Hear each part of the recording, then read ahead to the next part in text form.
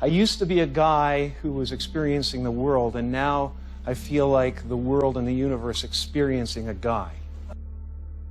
I truly feel like if you ask me where I live right now, where the real me is, I would say that there's a quiet, gentle seat in the universe that seems to contain everything, and that's where I am. I don't want anything. That's the craziest thing, and it's the weirdest thing to say in a place like America, where I have no ambition. I really, truly don't.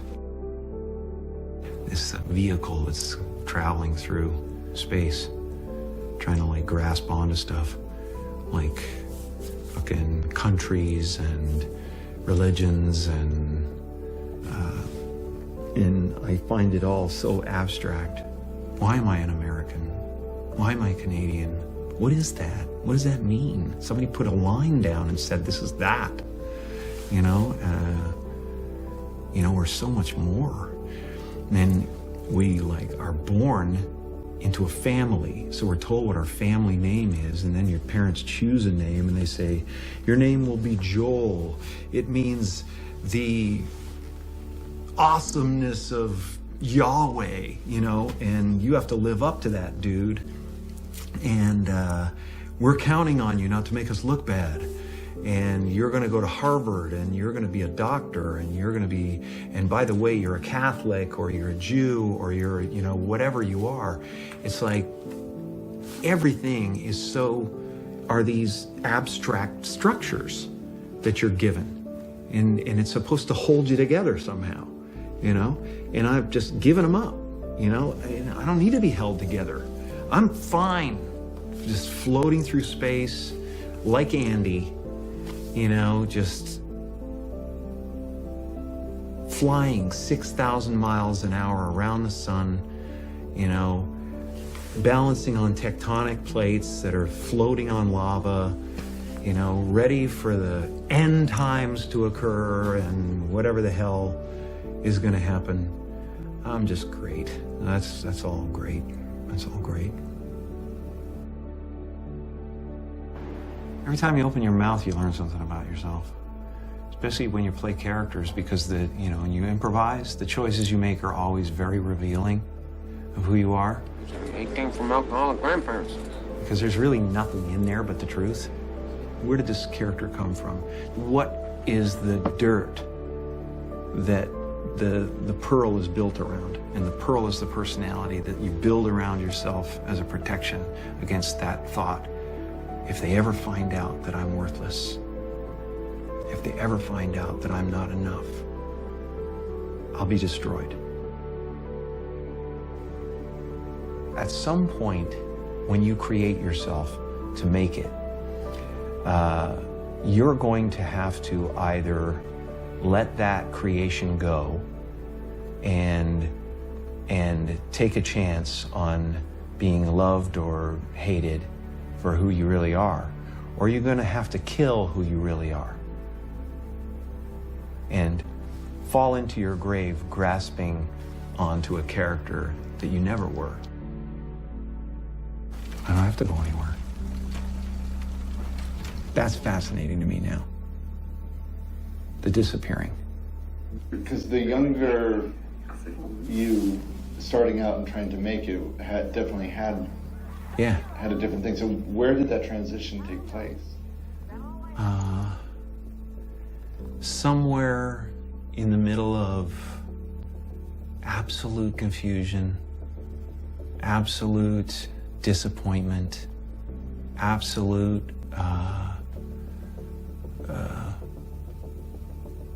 the fruition of all of my dreams, standing there with everything anybody else had ever dreamed about having, and be unhappy.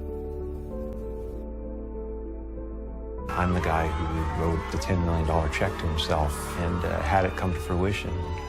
I'm the guy who had the substitute teacher in grade 2 who said that, you know, whenever I want something, I pray to the Virgin Mary and I ask her for it and I promise something in return and I get whatever I want. So didn't you write yourself a check? I heard that you did. Is that true? I wrote myself a check for $10 million for acting services rendered, and I gave myself 5 years.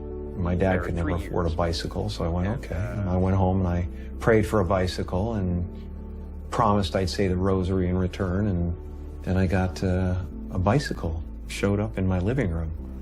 Brand new Mustang bike. I put it in one of the scenes in Eternal Sunshine.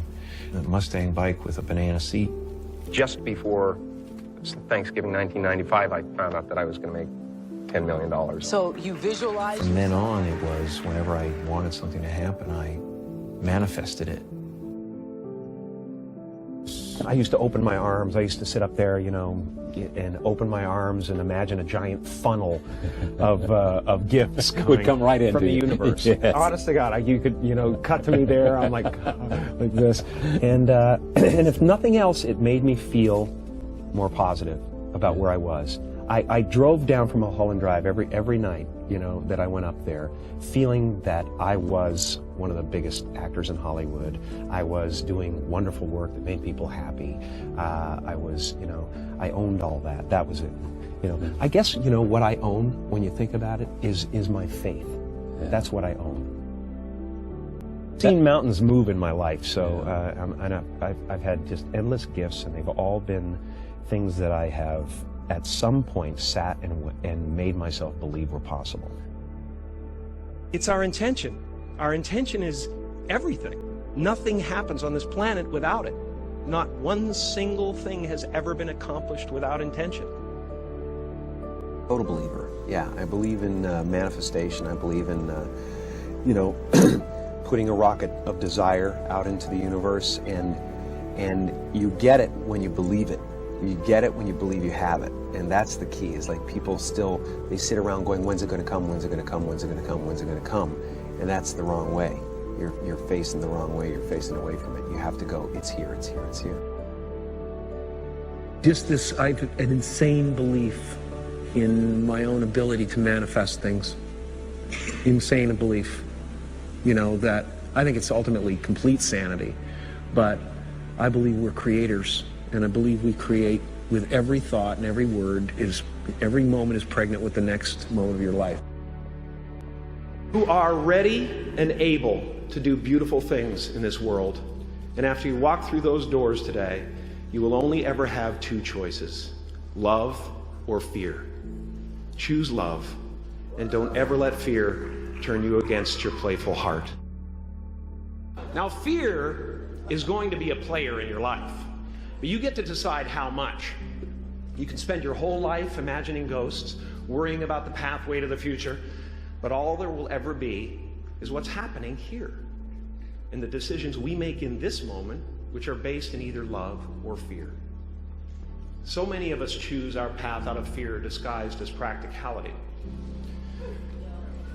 What we really want seems impossibly out of reach and ridiculous to expect, so we never dare to ask the universe for it. I'm saying, I'm the proof that you can ask the universe for it.